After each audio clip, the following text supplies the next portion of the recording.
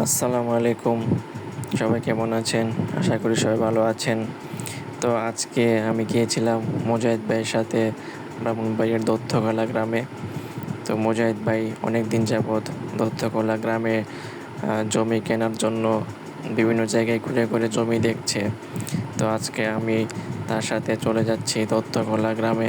তো মুজাহিদ ভাইয়ের পাশে ইনি হচ্ছেন দত্তখোলা গ্রামের একজন মেম্বার।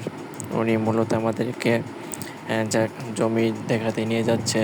তো আমরা শিমুলকান্দি ব্রিজ থেকে সিএনজি দিয়ে তারপর রিক্সা দিয়ে দত্তখোলা গ্রামের দিকে চলে যাই। এটা হচ্ছে সাঁকো।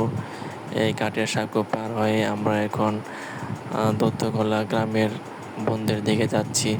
তো এই বাড়িটা অনেক সুন্দর ছিল। এখানে 2টা বাড়ি আছে আর চারপাশে প্রচুর গাছগাছালি আছে।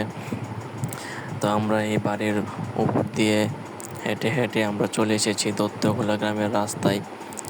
এটা নদীর মাঝখানে নতুন মাটি ফেলা হয়েছে, এখানে রাস্তা করা হবে, যেটা শিমুলকান্দির ব্রিজ থেকে 3 নাম্বার ব্রিজের সাথে গিয়ে সংযুক্ত হবে। তো আমি হাঁটতেছিলাম আর আমরা এখনও পর্যন্ত দত্তখোলা গ্রামের সেই জমির স্থানে পৌঁছাতে পারছিলাম না, শুধু হাঁটতেই ছিলাম।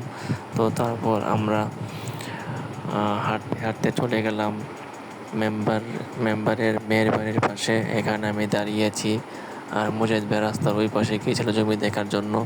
তারপর মাগরিবের ওয়াক্ত হয়ে যায়, আমরা ফিরে আসি শিমুলকান্দি যাওয়ার রাস্তার মধ্যে। তো এখানে আমরা অনেকক্ষণ দাঁড়িয়েছিলাম কিন্তু কোনো সিএনজি পাচ্ছিলাম না।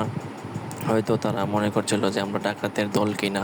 তারপর আমরা বটগাছের নিচে আসি, সেখানে হাত মুখ ধুই, পানি খাই। প্রচণ্ড গরমে আমাদের অবস্থা অনেক খারাপ হয়ে গিয়েছিল। তারপর শেষমেশ আমরা একটা অটো পাই, কিন্তু অটোতেও চার্জ ছিল না, আস্তে আস্তে চালাচ্ছিল। তো যাই হোক, অবশেষে আমরা দত্তখোলা থেকে শিমুলকান্দি এসে পৌঁছাতে পেরেছি। দেখা হবে পরের কোনো ভিডিওতে। আসসালামু আলাইকুম।